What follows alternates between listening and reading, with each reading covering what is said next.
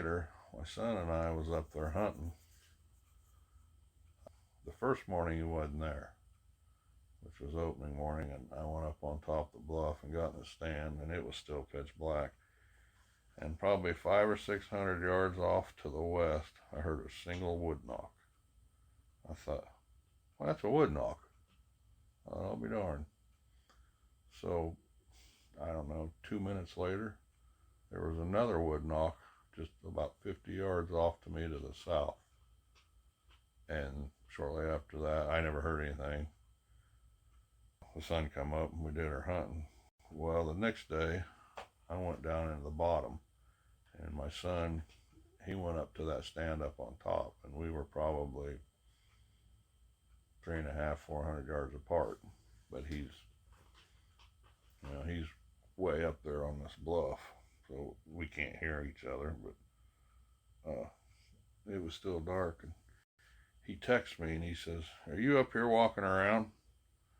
I said, "No, I'm down here in the bottom of my stand." He goes, "Well, somebody's up here walking around." I said, "It's just me and you. There ain't nobody else out here. Everybody else is on the other timber, on the other side of the road."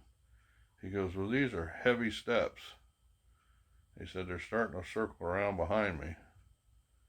And then he heard gibberish, like we've heard, on the audio recordings on the podcast and stuff. Like you call them the Sierra. What would you call them? The Sierra call. The gibberish. Sierra. Yeah. That's what he heard. And then the sun come up and we did our hunting. And I texted him later. I said, "You scared?" He goes, "Why would I be scared?" He said, "I'm sitting up in here in a tree with 12 gauge slugs." He says, "I ain't nothing to be afraid of."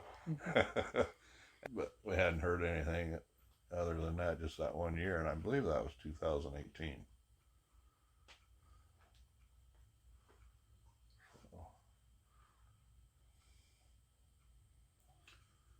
I was wondering too. I thought what would be interesting to add is if sometime you could do if you do an imitation of the whooping. The whoops, what we call whoops, if you could, I guess maybe we might do that when we go out to the lake. Okay, and then maybe what a wood knock sound sounds like.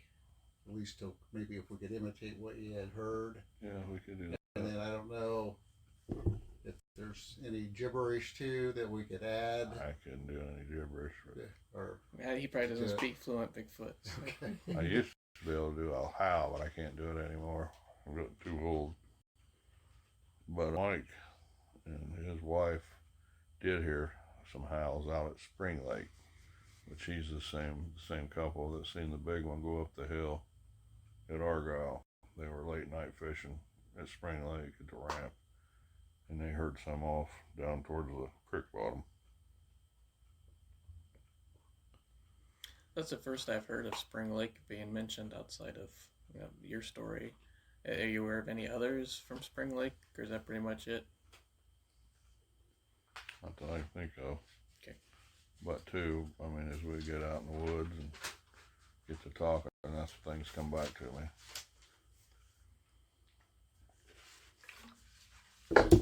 And then the story from from Brooklyn, which is Schuyler County.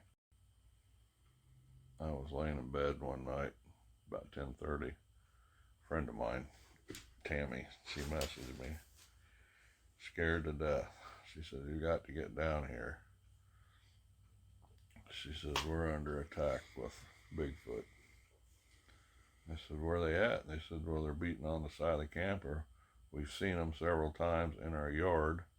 We were sitting at the bonfire, and we seen one looking in the bathroom window, which is 15 yards away." And at the time, Red was there.